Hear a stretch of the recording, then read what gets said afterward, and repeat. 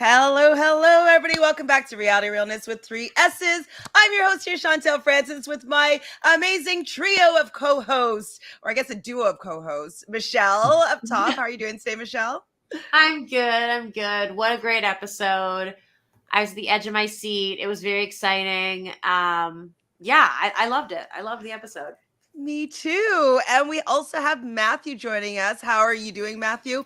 And overall thoughts of the episode? David is qualified to run a final.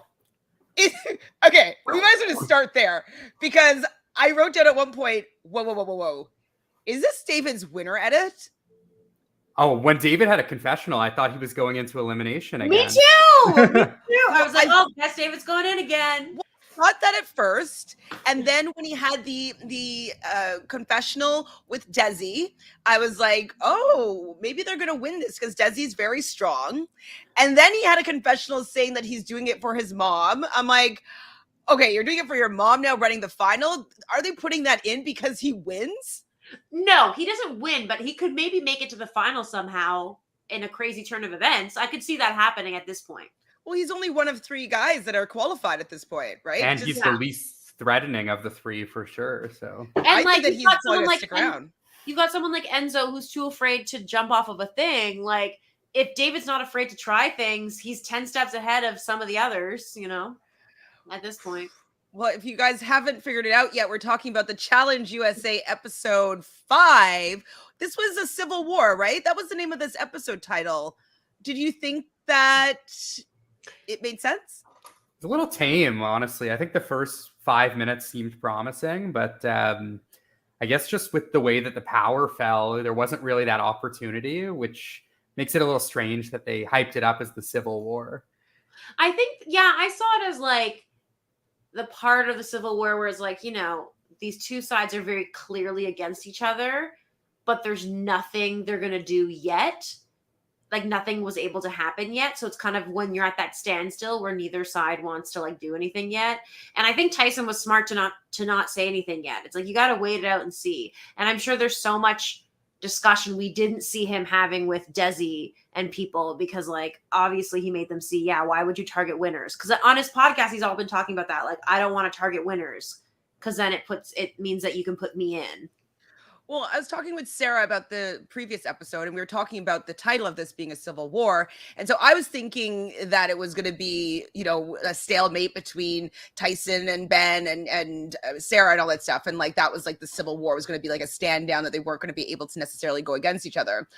And then she was saying that in the States, so we're all Canadian here, so we don't really know all American history, but a civil war is like 2 factions within the country fighting against each other or fighting amongst yourselves. And so she was thinking that it was going to be a dissolving of Survivor. So, but it didn't end up being that either. So I don't know. The episode title was a little bit misleading, I think. Yeah, I agree.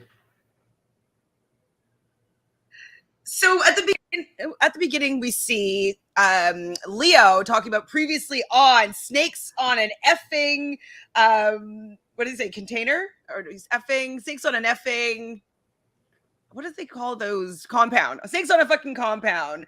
The rattlesnake is Tyson, and the anaconda is Angela. I thought he was going to go through everybody, but they just stopped there. How'd you feel about Leo still being very angry about last week's decision? Yeah, I mean, he doesn't really have any legs to stand on because he doesn't have any real alliances. To be like, I called you my big brother. Okay. What? That's not an alliance, Did you listen to Tyson talk about that? He's like, I don't know. It's kind of weird. Yeah. So I don't know. I didn't see it. It was clearly a move against Sarah and also a move of him being weak in the eyes of the women, thanks to Sarah. So, I mean, I don't know. But I hate these previously ons. I think they're so cringe. Honestly, I skipped them because I watch them because they're cringe. I get worried that it's just going to spoil what's going to happen that episode. Whoever's focused on it. So I actually skipped through it. So I didn't see that part, but it seems pretty It was funny. just him being bitter, doing kind of a confessional and calling out. It's kind of while they're showing the previously on, he was voiceover. So we have some friends joining us. Hi, Sophie. Sophie is here. Sophie says, wow, David actually won something and Enzo beat Derek. That's another shocker. There was a lot of shocking moments this episode. A lot. And like so many amazing Shannon confessionals. Like some iconic things that she said. I can't even remember exact, but like the way she delivers her confessionals is amazing to me. I'm like, I need her back. I need her back. I don't care where. I need her back. Yeah, Shannon's amazing. And one thing I like, this was probably one of the weaker episodes of the season, in my opinion. But one thing I did like about it is at no point in the episode did I really know who was going in. Like they did a good job of having a few different options that I thought were pretty feasible. Like I thought there was a chance Tyson and Kyra were going in. I thought Leo and Cayla was like an easy choice to throw in, and that was the most likely option. And then they were giving some hints for Shannon and Derek as well. But honestly, up until they announced who was going in, I had no idea what was going to happen, which is one of the it's pretty rare that that's the case, where it doesn't reveal earlier in the episode, which I liked. Totally agree. I was like, at the end, I'm like, are they going to do it? Are they going to do it? No, they're not going to do it. Are they going to do it? Are they going to do it? No, they're not going to do it. Like, I was just going back and forth because, like you said, Matthew, there were a few very logical people to throw in that I wouldn't be surprised by. And Tyson was in that mix. So, like, if Tyson was thrown down there, I would not have been surprised at all. And so I was very nervous for that. One thing that was at the back of my head, though, is that we learn that David and Enzo are pretty close. He's like his best guy from season 22. I was like, really? I didn't know that you guys were that close on that season, but you did play a season together. So, you know, he's closer with him than other people. And so I was thinking that he was going to give someone that gave them the best chance to win. Now, we knew that Kyra is sick, and so maybe that would hold them back. But I think that it was riskier to throw in Tyson that could maybe beat Enzo in something, and that as opposed to, like, you know, putting someone where Enzo could possibly beat them a little more easily. So I think that did play into the decision. Yeah, as well. Exactly. Because like Cayla and Leo have already won eliminations. So they've shown they can do that. So it's like, give them someone weaker.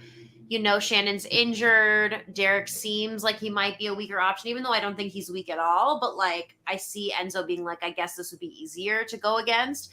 And yeah, Kyra was sick. And so I was so scared. But at the same time, I was like, Tyson will find a way to win the elimination somehow. Yeah, I think we'll just go back and forth more times. Like I was like he will figure it out, you know? Yeah, I think if they did ask to go against Tyson, like if they were going to put in Tyson and Kyra here because they were thinking Kyra was weak, I realistically think there's no way Tyson was going to lose that challenge. He, like you mentioned, Michelle, he would have gone back. He would have done double time. He could have gone back and forth the whole time, and Kyra could have just been stacking. They would have figured something out. Actually, that would have been very smart. She just like stacks and he just does the running. Yeah, that's good. Yeah. I don't know if they had to do that, if they each had to bring one back. I think they each had to bring at least a certain amount back, probably. Because there was one point where they're like, Shannon, you have to grab one or whatever. So like, maybe. But still, yeah, like Kyra could have gone slow. He would have gone fast. It would have been fine. And he would have had a smarter strategy, as we saw with Justine and Enzo, like of stacking it in a way that is not going to topple over and literally be the reason that you lose. So, yikes. Ooh. Hi, Tanita. Tanita says, hi, everyone. Thought David was going home because he was getting way too many confessionals. Turns out he wins a daily. Who would have thought it? Who would have thunk it? Not me. Not I. One thing I will say, though, is that Enzo's edit has been very quiet this season as well. So early on, when they were both getting confessionals, I wasn't sure maybe they were going to go against each other in the elimination. I didn't really see a situation where either of them won the daily, but I was getting a little suspicious of Enzo getting a lot of airtime early on as well. Definitely. So the perfect algorithm. So I've noticed that they changed they don't say random. Do they ever say random for the algorithm? Because I was talking to Jonathan, and what he was saying is that because it's considered a game show, that there's some gaming rules that you can't actually mislead people. So if like producers or whatever are actually fixing the algorithm to a certain people, they can't say that it's random, or they can't say a lie about it because it's considered under gaming laws. And so to pay attention to what the languages say about the randomizer, because he keeps on now saying perfect algorithm. That's what he says. He says until there's no possible way for everyone to get a different partner in this perfect algorithm. So the perfect algorithm, and they keep saying that he never said random. He never said random, from my knowledge. I mean, I could be wrong. And well, I'm thinking that we might just have all been saying like this randomizer.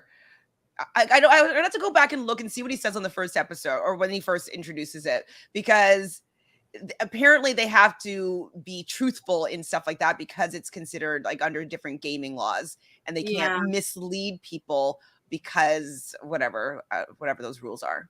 So something to look out for. What are you thinking, Matt? Yeah, I'm just thinking, I mean, maybe they don't say random, but it is heavily implied that it's random when they say you're not going to be paired with the same person until you're with everyone else.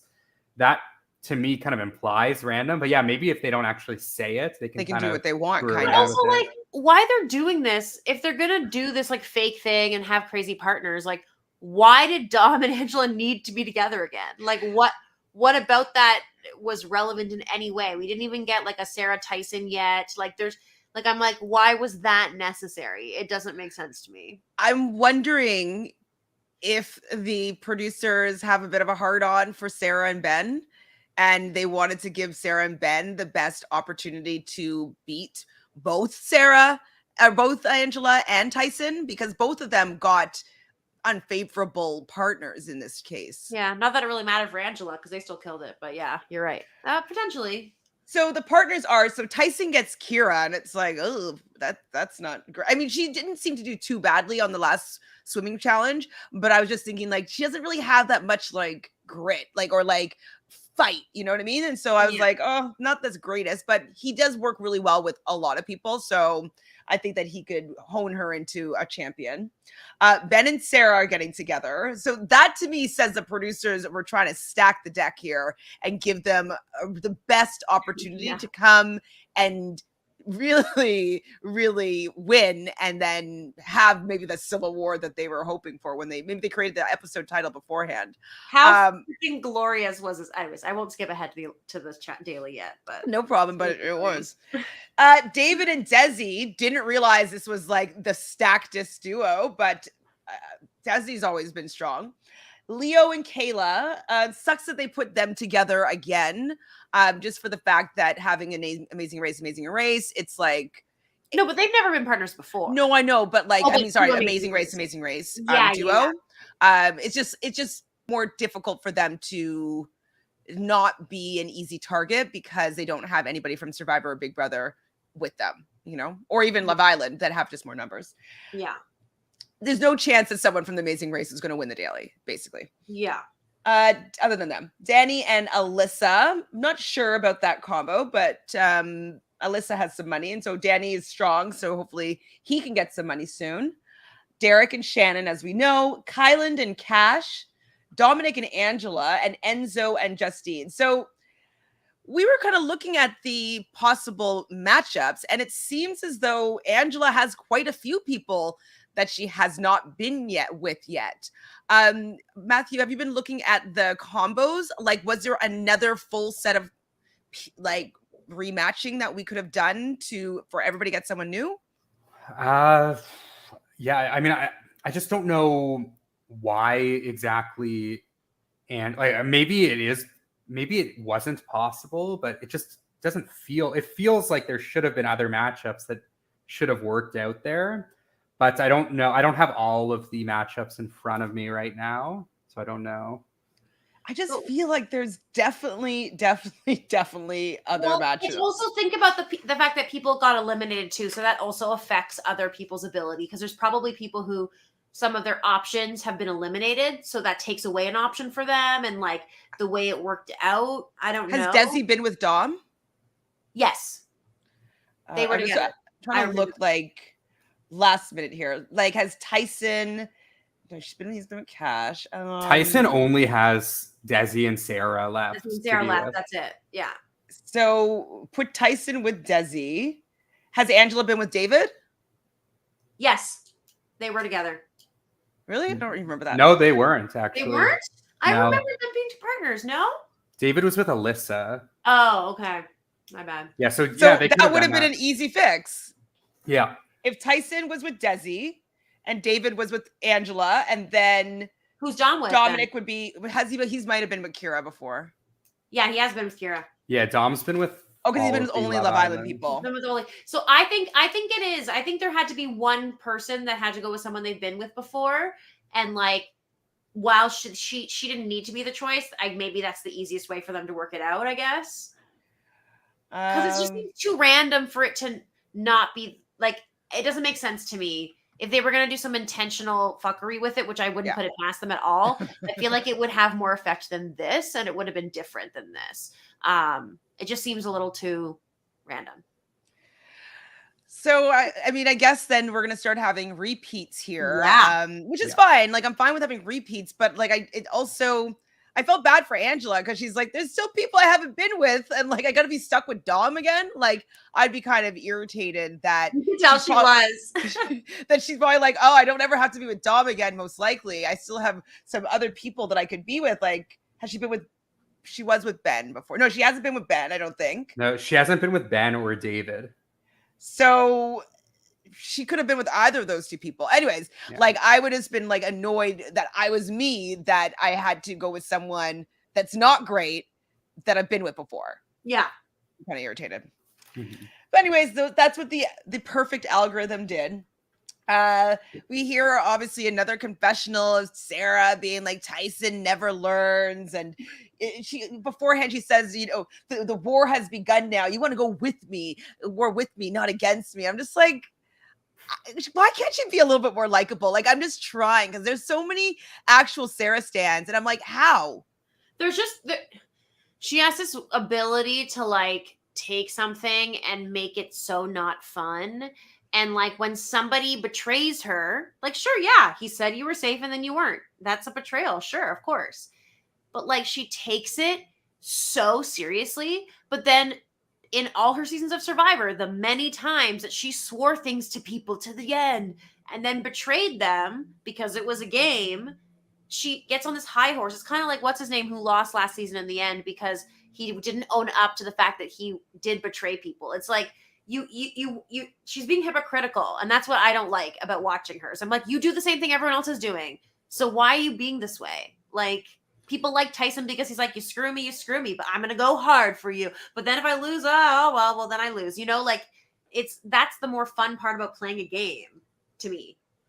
Yeah, and the thing about Sarah, the way she plays is, so when she gets betrayed or she gets blindsided, she takes it super personal, but when she's doing the blindsiding, she makes it very personal. Right. Yeah. So she goes through a really serious situation with Zeke, and then a week later she blindsides him.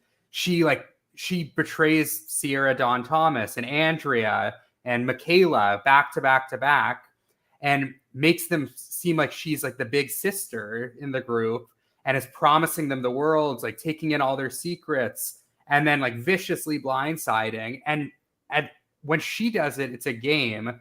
But when Tyson, who has no real relationship with her, throws her into an elimination where he's not even sending her out of the game, he's giving her a 50-50 chance. And yeah, he is kind of blindsiding her.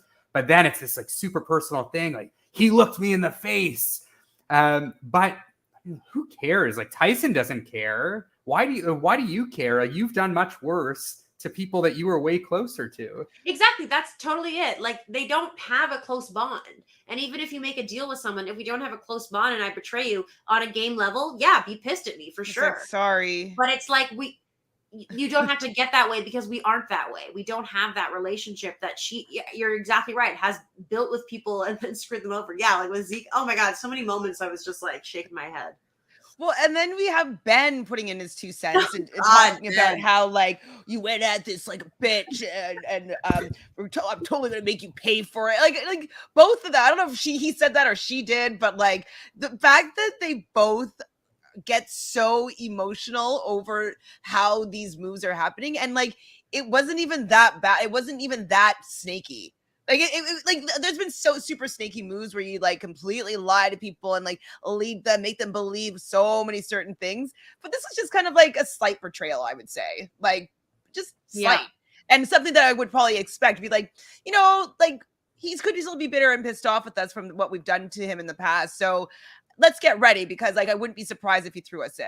Right? Like that's what like a normal game player would do, and be like, maybe be like, I can't believe you came for me. Like, war is on, let's start. Like the game's, you know what I mean? Like take it a little bit more fun. And Tyson even has in his little sermon that he has saying to everybody, it actually has been trending, him talking about like, if you can't play, if you're gonna be offended, he's like, if you're gonna throw me down, like don't throw me down. But if you're gonna throw me down, I'll shake your hand, and like if I win and come back, I win and come back. And I don't understand why Ben and Sarah can't just play the game like that. They have to be so bitter. My favorite line of the episode is when Tyson had that group there, and he said, if you can't handle this, don't play any game.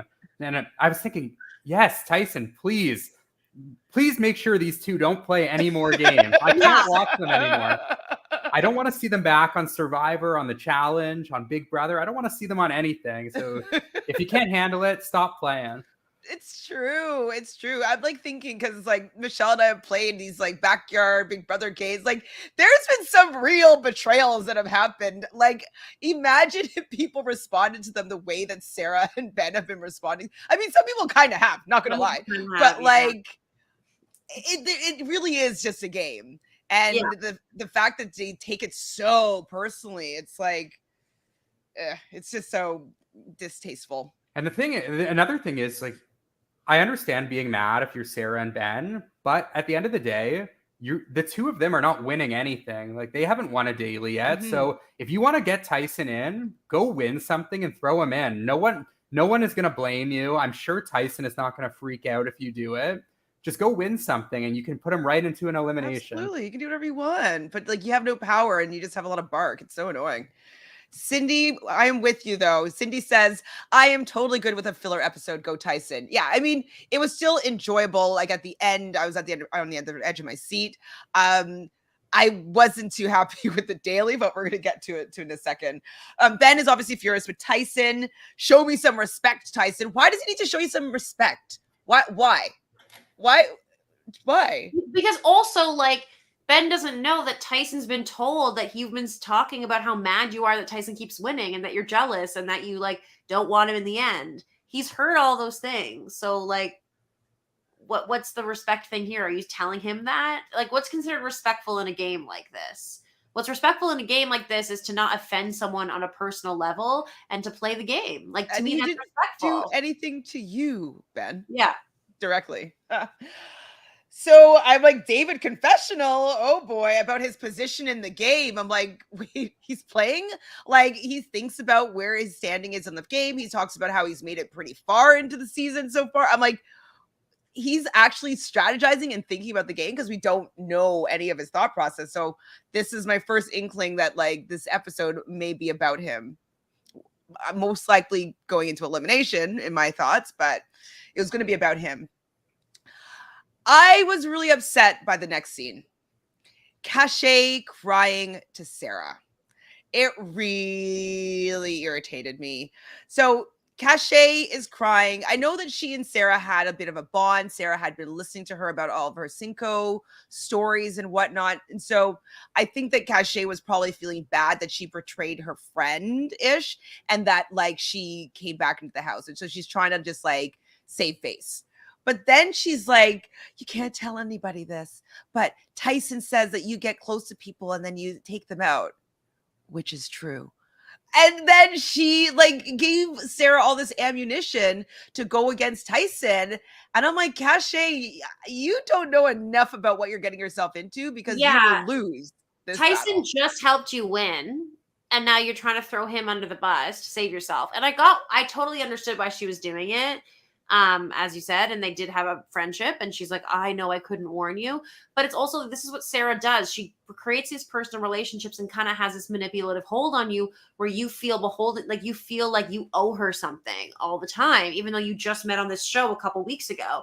And that's what she did on Survivor. And it is, in a way, like good strategy to a certain degree, because she's good. She's always been good at manipulating certain people who are more privy to being manipulated in that way. So it's like, yeah, I got what she was. It was annoying that she did that, but at the same time, I was like, Sarah has her eyes red for Tyson anyway. This is just gonna confirm what she already feels, and it doesn't add anything. Like, I think she was already gonna feel that way, but now she just has an extra thing to be like, yeah, well, I know this, like, you know. I just worry. Go ahead.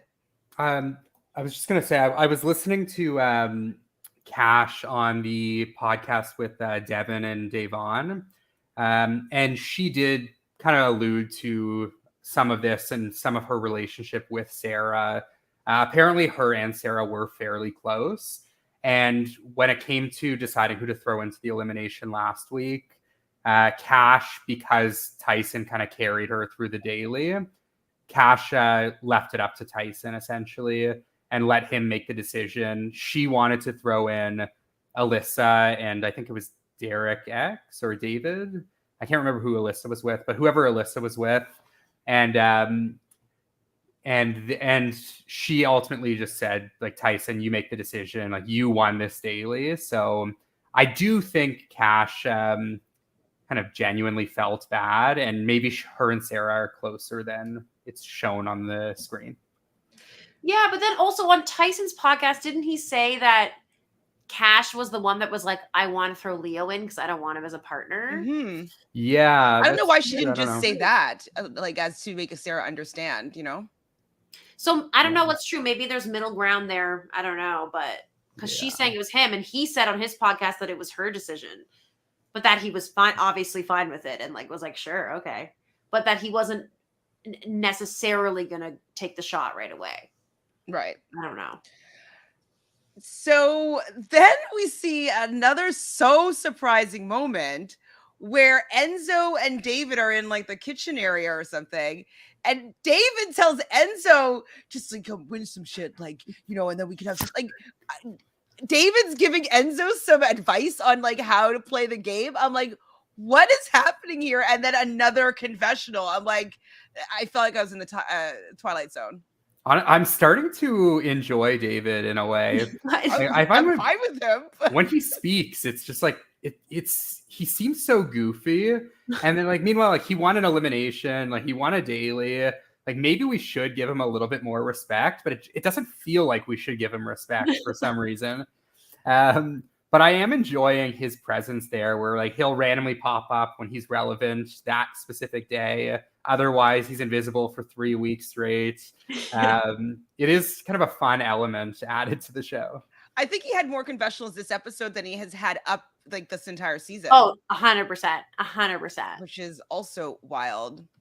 Hi, Taylor. So Taylor says, hi, everyone. This episode felt like a fever dream with David doing that well in the daily and how he's protecting Enzo. It was shocking. It's shocking. What was also shocking and really annoying, I thought, I mean, obviously I can't help when somebody is sick, but seeing that Kyra is paired with Tyson and that she's sick the night before the daily. And I'm like, what is happening? Like, how is she sick? Why is she sick? I'm wondering, is it like her own fear of success? Like having to, live up to, all the other partners of Tyson? Like what happened there? Because I know a lot of people that before their like big break or stuff like that, they get super sick just because they kind of think their way into not being well. And so I'm like, is it that's happening? Or does she have like a stomach bug? Or is it food poisoning? Like what happened here? Any thoughts about Kyra being sick before the daily? I wasn't sure. When she was sick at first, I thought, oh, maybe she just got something, like, I don't know what, or maybe like something she ate, or maybe it was whatever. But then when she was still sick after, and she was like worried about them going into elimination, I was like, how much of this is like stress induced as well? So I don't know.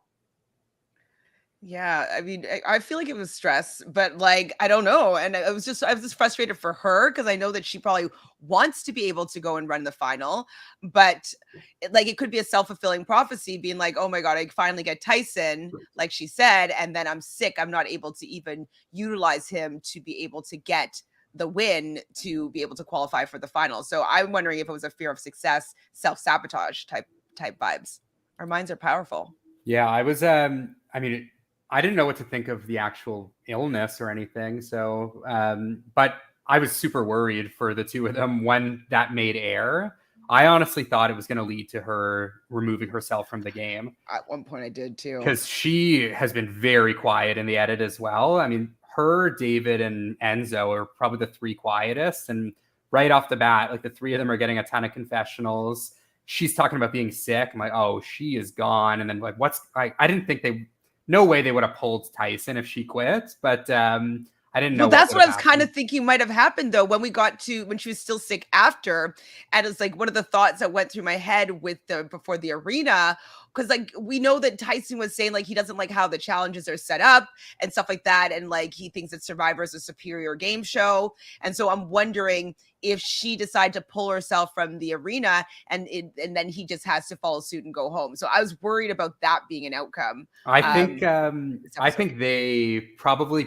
CBS probably paid him too much for them to let him leave like that. That's my theory. I don't think they would have let Tyson. Maybe if it was someone else, they would have kicked them off. I don't think with Tyson it would have happened. Yeah. So did we hear what the name of this was it called Big and Hard? Yeah, it was called Big and Hard. I wrote down Big and Hard. I was like, is that what it's called? But Big and Hard Containment? Is that what it's called? The Daily?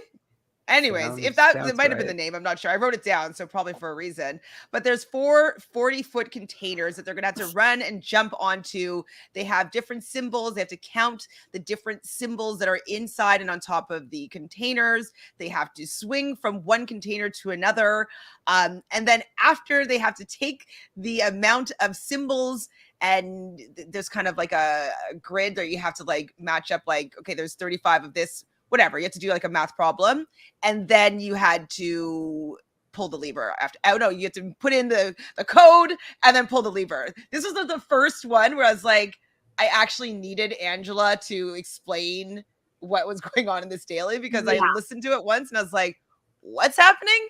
And finally, like, that was useful. Where is Casey to explain like the daily when you need her? So what do you guys think about this daily? Yeah, I was not a fan. Yeah. Oh. I conceptually, like, I didn't hate the idea of like finding things and climbing on a thing and then having to do some math. Like, I liked that element of it, but it just, I don't know. It felt confusing to me. Like, so it was like, say there's 3 of the yellow symbols. That means that when you get to that yellow symbol and it has a 315 underneath it, you're like 315 times 3. Mm-hmm. And then you add all those numbers together, I think, or whatever, right? I don't know. I didn't love it. And I was also just so scared for Tyson. I was like, oh my God, they're going in. They're going in. They're going in. I was like, they didn't even get past that one part. And I'm like, oh, fuck. So, I never would have guessed what was going to happen next. Me neither. So Angela and Domenick were first, and they were pretty fast. And so I was like, okay, so like maybe Angela is going to win and she's going to be able to protect Tyson in this situation. And then Sarah and Ben go, and like, of course they're going to want to be super speedy and like kind of, I was surprised she didn't do a front tuck off of the containers, showboat a little bit, but she ends up missing a symbol because she gets it wrong. And I was like, oh my gosh, is she going to be like putting herself directly into the elimination for the fact that like she's so slow? But I'm like, no, but there's also terrible swimmers that are coming up. So no, she's probably still going to be fine. But what a glorious moment for her just to be like, I'm gunning so hard, and then you just messed up. Like, even being partners with Ben, if Ben had messed that up, she would have been so mad at him. She would have been, if Leo had done that, she would have, it would have been reason for, oh, see, look how bad he is. But for her to make a mistake like that, it's not a reference on her character or on her abilities as a competitor because And she's just still like a great partner to have. But if someone else does it, oh, now they're a bad partner. Like she's just a hit. Like I can't deal with that. Totally agree with you. And Shannon, your girl goes. Also, Matthew, how'd you feel about when she went and she hurt her hamstring? Yeah, I mean, that kind of drew a red flag for me when she said, "Oh, my hamstring." It's like, "Oh no, please, not Shannon, anyone but Shannon." Oh no. And yeah, I mean, it kind of caught me off guard. I'm like, this can't be good. Yeah, I mean, you don't never want to let anybody know your weakness. And when she did that, I was like, Shannon, shh, because everybody seemed to notice, even though they didn't say anything necessarily, but yeah, people recognize that happened. We do get we should do a Kiki watch. I don't know how we can make some points for everybody here, but my wife Kiki, Danny says, and they jumped off some cliffs in Jamaica, and so he's doing this for his wife Kiki. I think he said it 3 times maybe in this one particular confessional.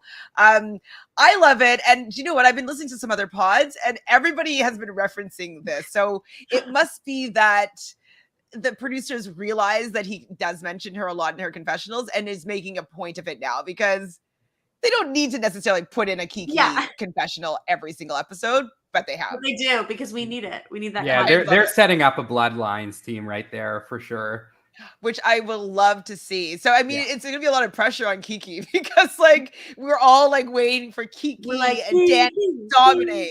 Yeah. No, they didn't do Kiki. They did Leo. That was a really nice moment. Yes. Yeah. That was sweet. Even though Leo's annoying, I was like, he actually did something and faces fears. He did. I love anybody that overcomes their fears. His scary part was like the rope swing. Well, obviously he can't swim, and so we could see him doggy paddling. We do learn that he did have something in his past where he fell off a boat, I believe it was. And so he has a fear of water. And so he does doggy paddle. He does the rope swing with the chance of the people, and he makes it, and he makes a big showboat of it, of course. And it seemed like TJ was happy with Leo for being able to make it across. So you got some props from TJ, which is always the goal, I would say.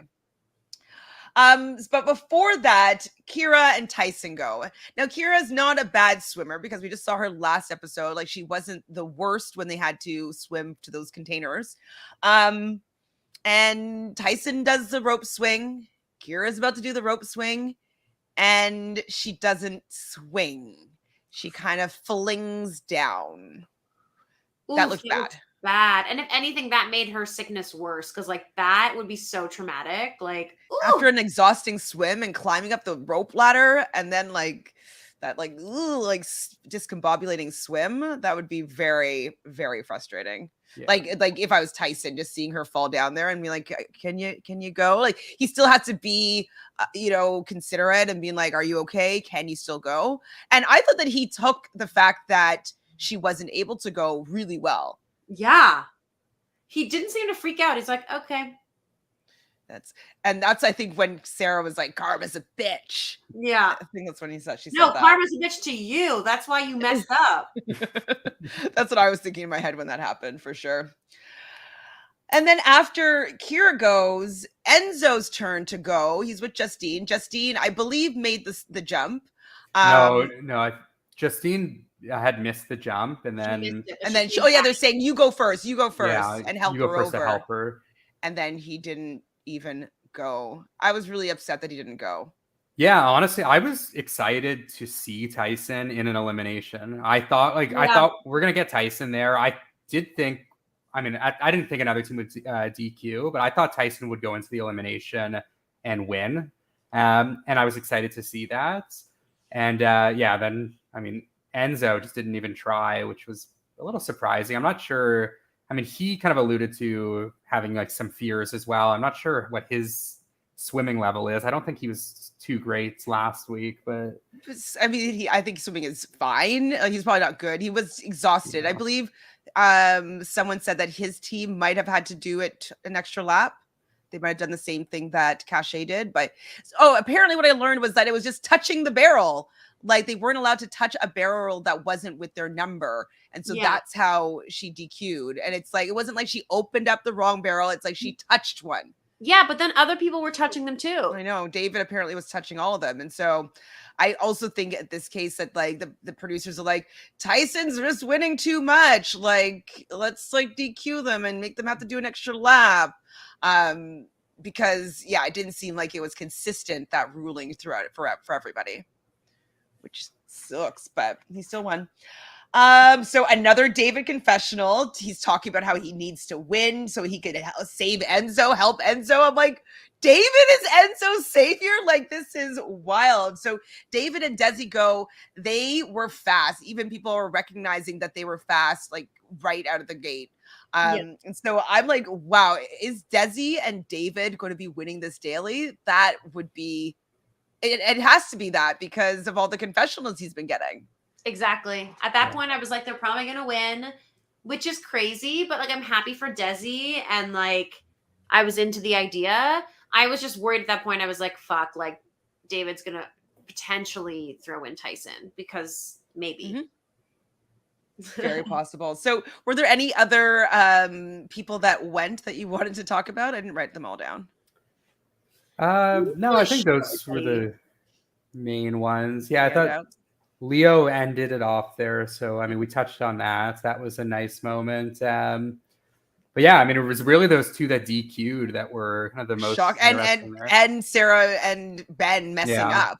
Like, I thought that the first thing that when that happened, I was like, whoa, like, I can't believe that they might be going directly into elimination. I would have loved that. And then Tyson, I'm like, oh no, Tyson's going to go directly into elimination. Wow.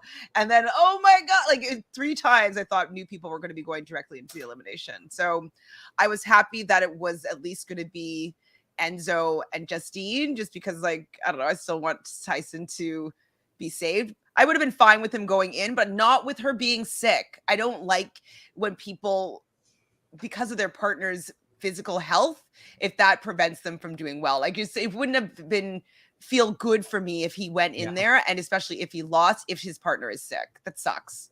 I hate that. So yeah, that's fair. So it's going to be Enzo and Justine into the arena. The top team. So there's 3 top teams. So Danny and Alyssa. Yes, Alyssa. Like, so she is proving to be pretty strong. She's in the top a lot. Yeah. And we know that she's already is qualified to run the final. So Danny and her, Angela and Dom, and Desi and David, all less than a minute apart, which is also pretty awesome. But the winners are David and Desi. Wow. So David confessional again. And that's when I was like, is he getting a winner's edit? Is this his emergence of a winner of the season? If he's a winner of the season, they're not going to not show him for the first 4 episodes. Like, they would have sprinkled a little bit in there. There's no way. But I will say, right, they're trying to be subtle, right? They'd be like, oh, we don't want to make it sloppy. Not that subtle. I think that there's a chance he makes to the final and gets like 4th place or something and is like, wow, like I completed this thing. That's the highest I could see him going. I don't even know that I believe he'll get there, but I think he will get close now based on this episode. I'm like, he's gonna go farther than I think. And like, but he's going to be protected now by the Winners Alliance. Exactly. So he will more likely run than not now that he's qualified. Yeah. So definitely Tyson is worried that David's going to wants to make a big move and put his mark on the season. He's heard David wanting to kind of prove to himself that he is a force to be reckoned with. And so Tyson's a little bit nervous that David being in power here, he doesn't really have any control over David, and Desi is more team Sarah. He doesn't have necessarily a relationship with Desi. So this is the most we've seen Tyson sweat this season, I'd say. For sure. Definitely a little bit nervous. I thought that Justine was strong in the elimination or deliberation. So she doesn't necessarily want to give too much information, but she did it in a better way than Cinco did it. You know what I mean? Like, she's like, well, how about you guys let us know who is off limits for you? Like, she's trying to gather some information without giving some and still having a conversation. So I think that it was pretty strong that she didn't want to maybe throw people in to make anybody mad, make any waves, and kind of put it on the other people, but then still kind of have some influence as to what they were kind of Yeah, considering. I do think that, like, if she really wanted to protect Shannon, she could have perhaps pushed a little bit towards Cayla and Leo, knowing that those people don't have any ties with them game show wise. But I get why she didn't, because as much as she doesn't want to go against her best friend, I think deep down she knew there's a higher chance of me winning if I go against someone like Shannon. It's a higher chance for me to stay. So I think it's better for her to say nothing in that way. Yeah. I think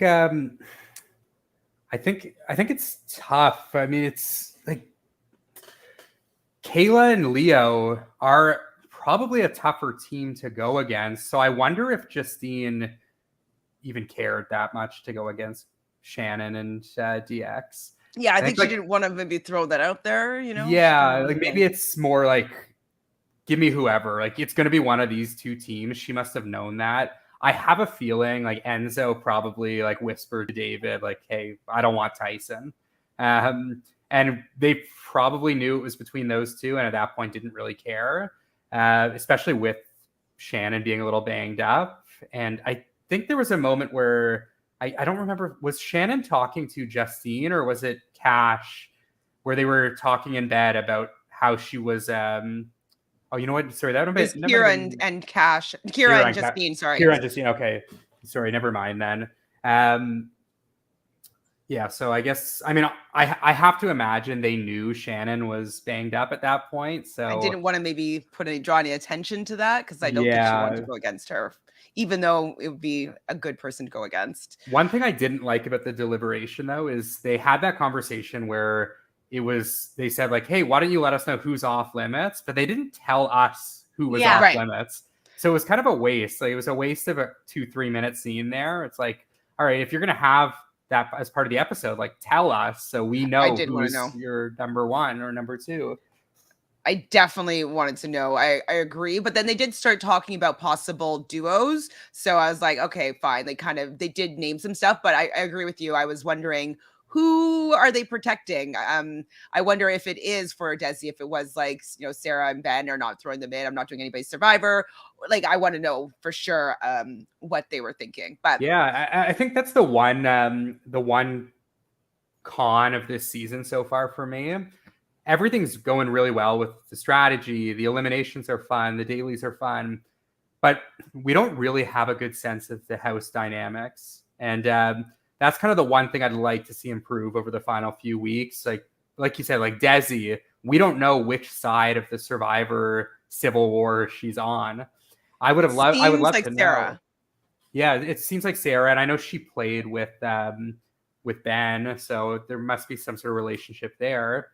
But I want to hear her voice that, and I want to hear where Dom is at and where Danny's at. We're like seeing little tidbits, but I'd like to know a little bit more about where those middle players are. I feel like Tyson's doing a good job of letting the audience in on what he's doing strategically so they know. Like, he's saying, like, yeah, I'm strongest with Angela, and like, yeah, Survivor, but like, this is actually how I'm kind of feeling about these people.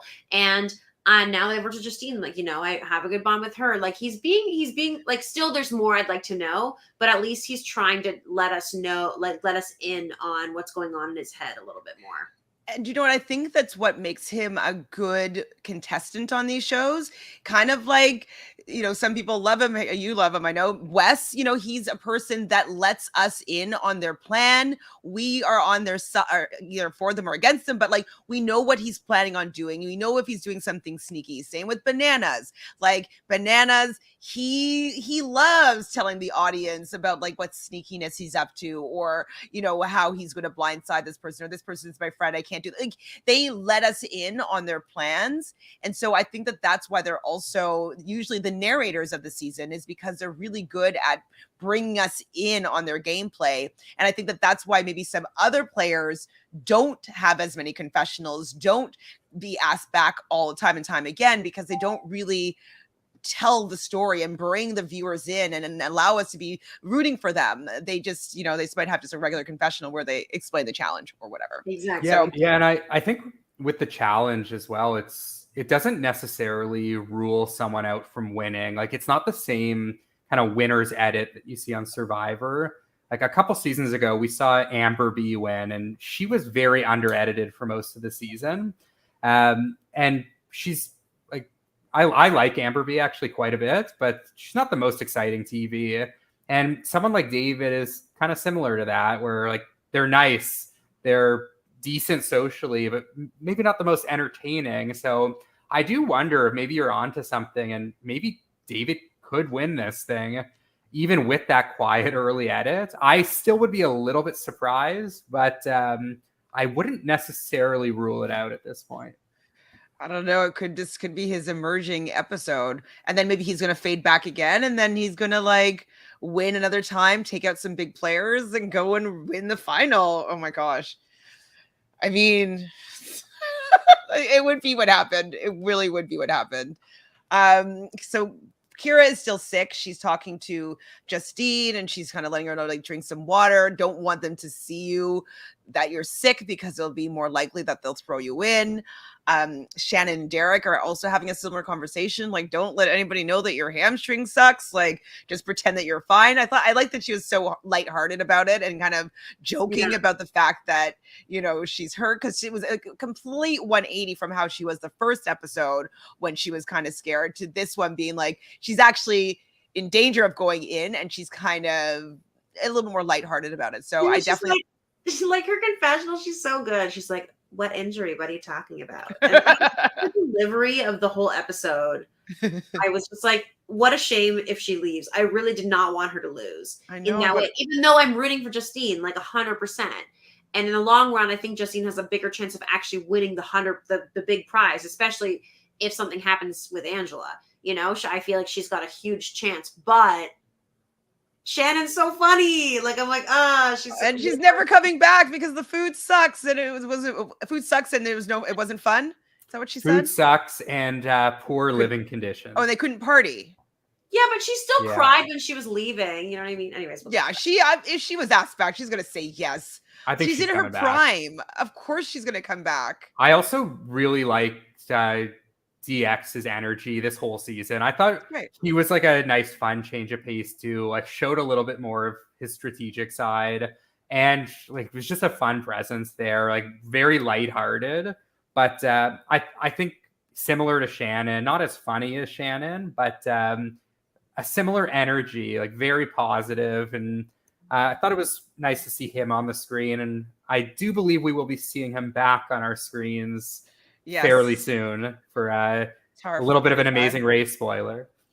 It's not really a spoiler. I don't ever think that cast is like a spoiler, right? Is it? I don't know. No, I don't think so. I think cast is fair game. Like, maybe if it's somebody like is eliminated and then somebody's a replacement, maybe that's a spoiler. But cast dropping, we're gonna find out in like 2 weeks probably.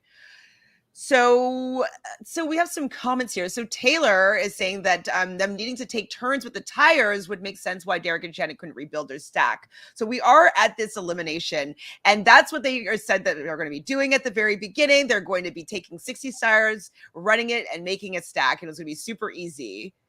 And then TJ's like, we're not going to be that easy, when it's like, what, they did a false start. Why was that a gag? I laughed because I was like, that was funny to me. Troll TJ. Yeah, I think TJ's having a lot of fun this season, which is nice as well. Yeah, he's starting to, like, maybe he watches some of these shows, maybe not, but he seems to have a little bit of the lightheartedness that he has on All Stars. And he's starting to build a little bit of relationships with some of these people and having a little bit of back and forth that he doesn't seem to have with everybody on the main show. So I'm wondering if he likes the vibes of some of these people a little bit better. Yeah. No, he likes them. So Taylor is also saying that they're thinking Sarah and Tyson is going to be partnered up next week based on the previews. Yeah. Which I think so. It's hilarious. And, like, the fact that they're them even having to talk and him saying, yeah, there's people who want to volunteer. Like, it's clear to me that they are partners. They might even win. Who knows? And they're not going to be able to agree on who to throw in. It's going to be hilarious. Them being partners bodes really well for like Ben and Angela as well, because they're not going to get thrown in. So if Sarah and Tyson were to win, you can pencil all 4 of them into the following week. Mm-hmm. Well, and then sorry, go ahead. I was like, how funny would it be if her only win was like with Tyson?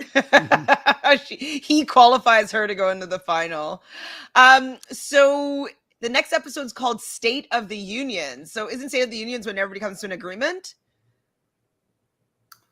Like the major figureheads come to, I don't know. I'm just making up like political things. That's what it sounds like to me. Yeah. So that tells me that maybe they're partnered up together. Has Ben been with Angela? I think we've talked about this before, but I can't remember. No, Ben has not been with Angela. So maybe they'll also be together, which would be really hilarious. Yeah, I feel like if Sarah and Tyson were together and got power, they would kind of just make an easy decision, like throw in Leo and whoever he's with, or Cayla and whoever she's with. I think that's kind of like just an easy chalk pick for them, where they don't have to like completely butt heads. Yeah. Also, did you notice when at the beginning of the arena that TJ goes to Enzo, that good thing that there's no rope swings, and Enzo's like, yeah, oh yeah, I know, and he's like, they had one here, but I got them to take it out. Like, he's really like bugging Enzo over there, which I thought was also humorous. Yeah. And we didn't touch on it earlier, but during the daily, almost every single week, TJ's been at the end of the day, he's like, oh, I'm so proud of you guys. You all tried your best. Like, great job. And so unlike TJ to do that. Normally he's like laughing, like poking fun at the players, but he's been like super supportive, like dad figure to them this season. But Enzo today, when he quits, TJ was chirping him at the daily as well, like saying like, dude, you didn't even try. That was embarrassing. So I love to see that, like, that side of TJ come out as well. Yes. So what was kind of changing up from it just being a basic running tires to one step on one side to the other is that they start with a spelling ebe. So spelling a few words backwards. So they had to do it a couple of times. Maybe they had to do it more than what they actually showed, because they only showed each of the pairs do it once, I believe. And if you get it wrong and your partner gets it, or the other team gets it right, then they would be able to remove 5 tires from their stack. So I don't remember what the words were, but the one word that Justine gets, cynical, and Shannon gets goggles, and Justine spelled cynical wrong. It's very possible to spell cynical wrong. It's a little bit more of a challenging word backwards than goggles. What do you think about the fairness of those words? Do you think that they're trying to, on purpose, put a little bit an equalizer on these two teams? No, I don't think. I think it was kind of just luck of the draw. I don't. Cynical goggles? I don't know. To me, cynical is like pretty easy, but at the same time, it's definitely harder than goggles. I feel like it kind of made it a little more equal in that way. And it definitely made the elimination more exciting. That's true. Right? So perhaps, but I think sometimes it's just random like that too. I don't know. I'm not sure. But I feel like when it comes to spelling stuff and question stuff, as we've discussed, there's always like an imbalance somewhere. Well, I just feel like goggles is a very easy word to spell backwards, especially with the double letters. You know what I mean? It just seems very, very simple to spell. And cynical, I might have thought of even like, oh, is there 2 N's when I'm spelling it back? You know what I mean? Like it would just be a more challenging word, I think, to think backwards. But anyways. What were the men's words? Dredge was one of them. Dredge or dread? Dredge. I guess that's kind of a hard word-ish. And I don't remember what Derek's word was. Oh God, I don't remember. Because maybe if Derek's was a little bit more difficult, maybe it evens out there. But also, I think even if there was no spelling, like no penalties, who do you think like would have been the betting favorite going into it? It would still been Justine and Enzo, I think. You think? I think it's pretty close. Because Justine's tall. And Yeah. Shannon has the hamstring injury and is shorter. So I just would think just stride wise alone, I think that they would be able to just make a little bit more ground. Yeah, I feel like Derek is just much quicker than Enzo, though. Yeah, on definitely. the flip side there. But I think they're both about the same height, probably. So I just think that Enzo does still work out. He's just not good at he's not good at rope swings. Yeah. I don't know. I think I would still have rooted or thought that Justine and Enzo would have going to win that. Yeah. I think it would have been close enough, though, that it's not going to be a heavy favorite at least. True. 5 isn't that big of it. Like it made a difference there, but what made a difference is the way they stacked them. Yeah. Definitely made a difference the way they stacked them. So Enzo is stacking them all kind of evenly, and Derek and Shannon are kind of doing these like tall, thin, unstable stacks. And is it because they just didn't want to go around the side? Like, I don't know. It would be even also difficult to like raise up and put the tires up there. I would just try to think of something else to do. Like, I wouldn't want to make a tall stack no matter what. It's an interesting strategy. But it didn't help them at all. Even though they had the 5-tire advantage, Justine and Enzo were able to make it at the 11th hour. Because of that, the stacks fell twice, I believe, on Shannon and Derek's side, that they were able to pull out the W. And I was very happy. Sad to lose Shannon, sad to lose Derek. Also, Alyssa was really sad to lose her ride or die in the game. But I was very happy that Justine didn't get taken out this way. It just sucks when your partner doesn't do the rope swing. Like, you know what I mean? Like, but it had nothing to do with you completely. It would suck to go out. So, yeah, I'm really happy Justine's still in. I was rooting more for Shannon and DX just because I like both of them. And Enzo, I'm kind of iffy on. He's whatever to me, but I don't mind him wanting to prove himself. But we haven't seen a scene of him. I think he's with maybe Angela next, because there was a scene in the original Supercut where I believe him and Angela are together, and like he's pacing or something like that. I feel like we haven't seen that scene yet. So I had a feeling that he might still be in there because I hadn't seen it yet. So I don't know why they like showing so much in their trailers that we can like deduce a lot of different things. You know? Yeah, it's a huge problem on the main show too. It's like they're showing a trailer and it's like the show's 20 episodes long and they're showing stuff that happens in episode 16. It's always rough there. It's frustrating, very frustrating, because like I'm always waiting for those scenes to happen, and then they haven't happened yet. Okay, I know what's going to happen this episode. So silly. So before we look at our draft, so Tyler, agree or disagree with this statement? So Tyler says, I feel like people hate Sarah and Ben literally because they don't share popular values. Agree or disagree? I couldn't disagree more with that. Like alongside their values, which sure I don't agree with, but like they're like everything that we've said in this episode, you know, they're not fun to watch. They're like, you know, their attitude is very unpleasant, and them working together, thinking they're the good guys is just like, it's just annoying. I find them annoying to watch. But I wouldn't say I like have hate in my heart for them at all. No, this is a character on TV. In the game, I'm just like, I want to see their demise in the game. Yeah, for sure. No, I don't care about them in life. So Tyler also says, I love your reviews and recaps, but recently I felt it's just a constant Tyson love and constant Ben and Sarah hate. It's like a hate review lately. Ha ha ha. I mean, I can't stand them. It's yeah, you know, I mean, you're not wrong. You're not wrong.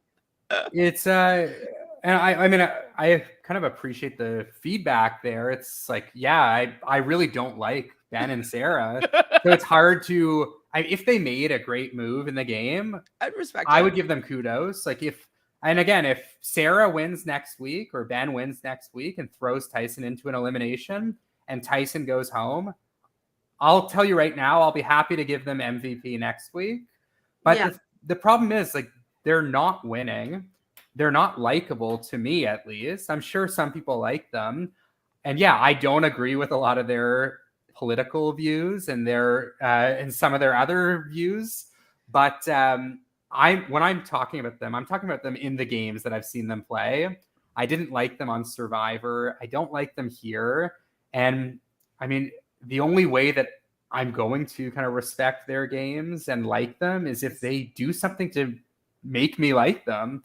And I'm sure Tyson is not everyone's cup of tea either. So I know some people that really don't like Tyson from when he saw when he was with Rachel on Survivor. They didn't find that he spoke to her really nicely. But I remember I remember thinking that at that time. And then they saw them on Marriage Boot Camp, and I saw that he was like kind of willing to work on their relationship. And so I'm gonna give him a pass on the fact that he kind of saw the error of his ways and like came around, put in some work within himself and their relationship, and now he's married and he has 2 children. So yeah, I mean, I do love Tyson, to be honest.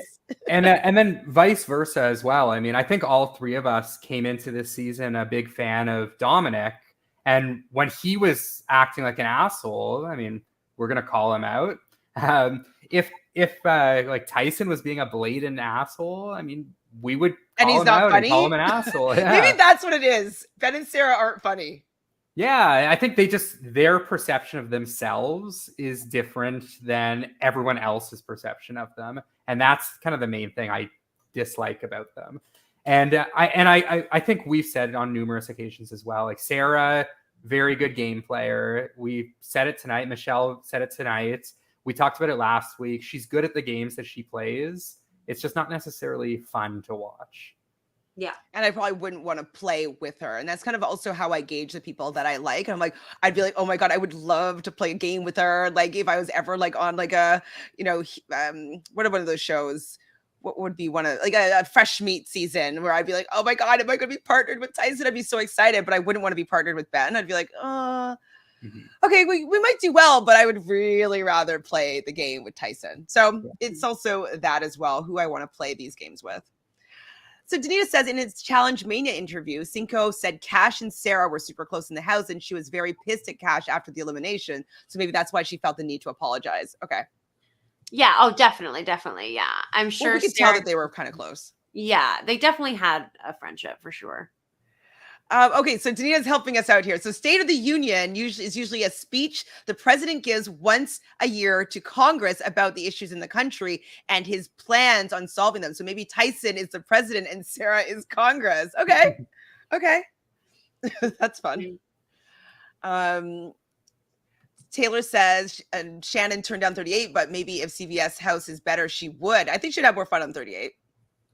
Yeah, I'm gonna go out and say Shannon 100% will be on the challenge again within the next year or 2. Yeah, I think of all the people that have left so far, I think she's the number 1 lock to reappear. Absolutely. At some point. She's young. She's great at confessionals.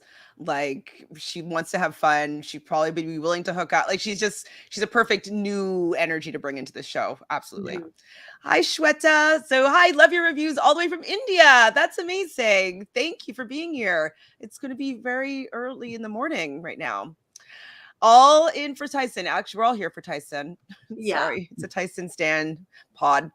Wait, he was on Marriage Boot Camp? Yes, he was. I did not know that. Oh. I'm like, oh. Before he was married, because he didn't want to get married. And so that's why he wanted to go. She wanted him to go on Marriage Boot Camp or whatever to prepare the relationship. But he didn't want to take it to that net level. And now he's married. Oh, I didn't know that.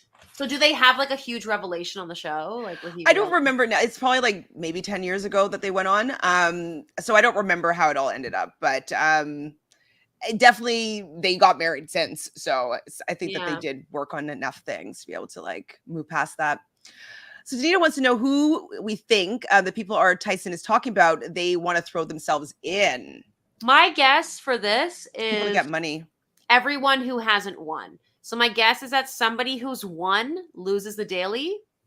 And so everyone who hasn't won is like, okay, I need that money. This is my chance. We're getting down closer to whatever. Let me try to go in. So it could be any of those teams, except for, like people who've already gone into elimination might not want to, but like I could see, because like Cayla hasn't won anything yet. So she doesn't quite have enough money yet. Right. And also, So right now there's 6 people who don't have enough money to qualify. It's Enzo, Leo, and Danny for the men. And maybe Danny's going to say he wants to throw himself in. I yeah, can see that. I can see that for sure. Yeah, I don't and- think Enzo and Leo will want to throw themselves in. No, No, but Danny has a Danny- good relationship with Tyson enough to say like, hey, I think I can take these people out. Like, let me go in against them. And then for the women, it's Sarah herself, which I don't see. I mean, Tyson's talking to her, so not her, obviously. And then Cayla and Kyra are the other 2. Cayla would be somebody that would potentially want to throw themselves in. What if Kayla's with Danny and they're just like, let's go in? Because Yeah. that's a strong team for an elimination. I could see them asking for I'd that put my for money sure. on them. Yeah. Who's going to be our MVP this week? I don't know, actually. I have my vote is okay, I've thought about this. I think my vote has to go to David because he had a lot of confessionals.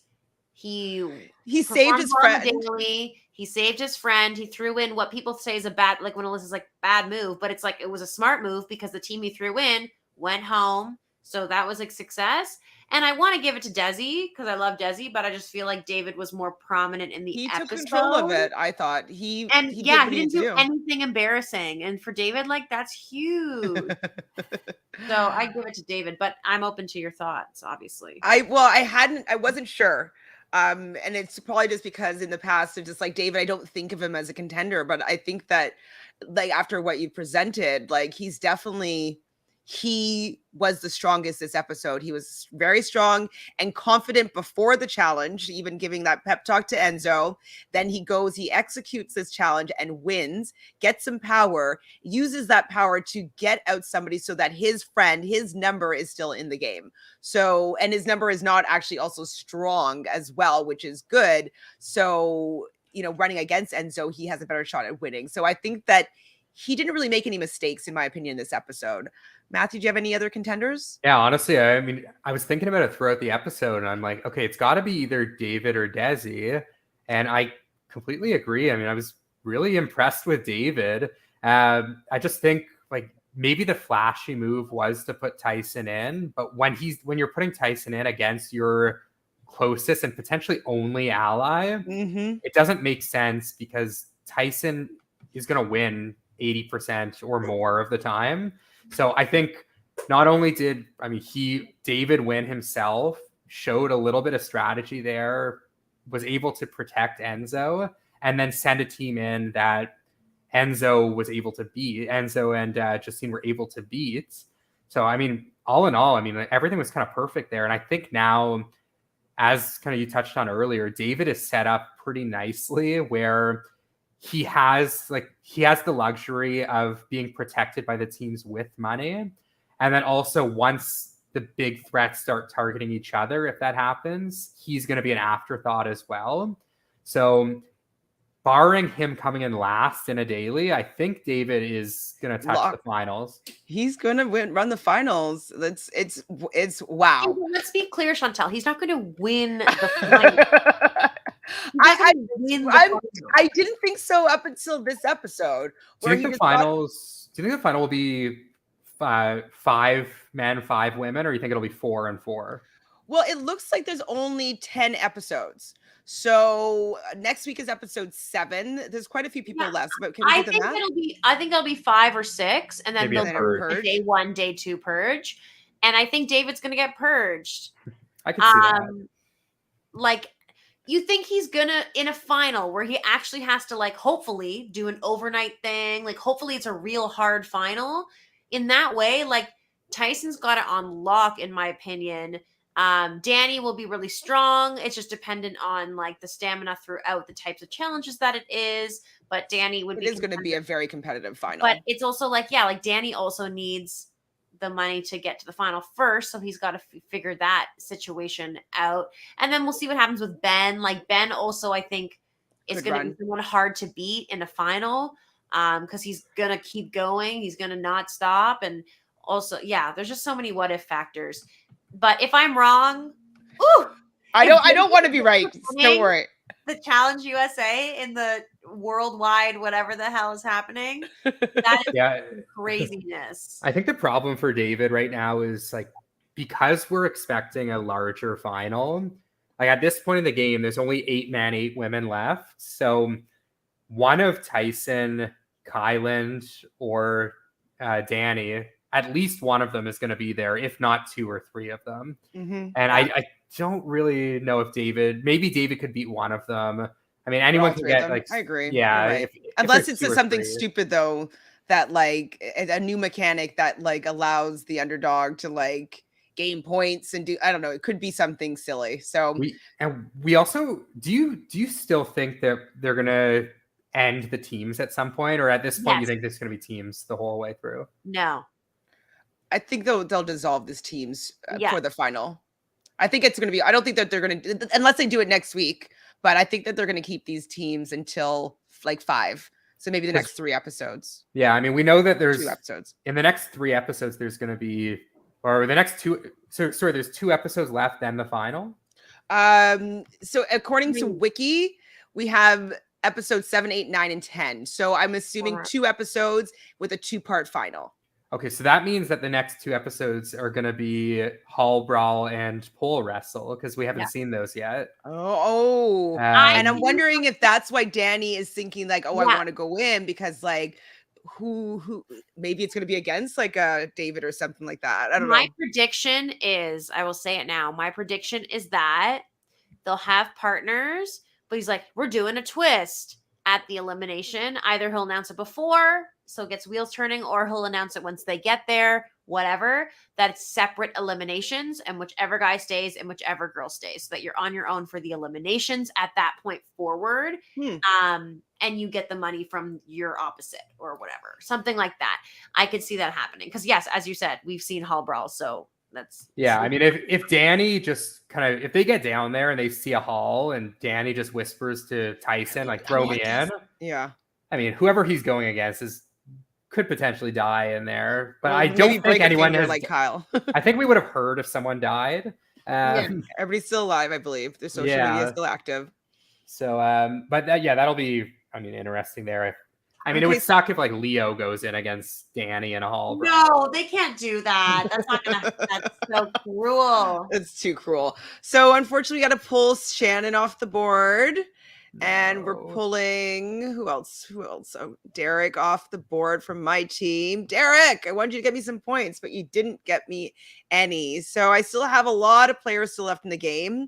I think my top 6 potentially could be running, actually. I hate you. Right now. That's what I'm looking at. I mean, I think that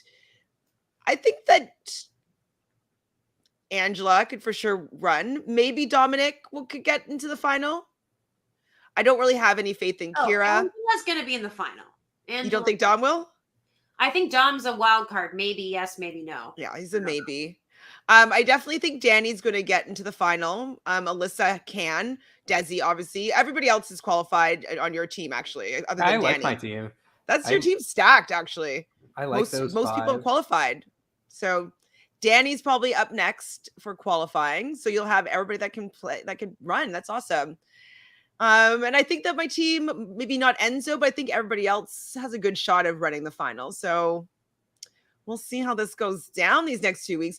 And so for points wise, it looks like if I've done all the math and I've included tonight's episode, I'm in the lead. I got 95 points. Second up is Team Celybrate, and that's with 60 points. And then Michelle, not far behind him, with 55 points, with Team Fyre with a Y. I don't think anyone is going to get any hookup points this season. I took the hookup column out and changed it with MVP. And if there's a hookup, I'll just put under fight. I mean, at this point in the game, if there's a hookup, like that team should just automatically win. I don't see it happening. It's happening. It's not one of those seasons. Not at all. Not at all.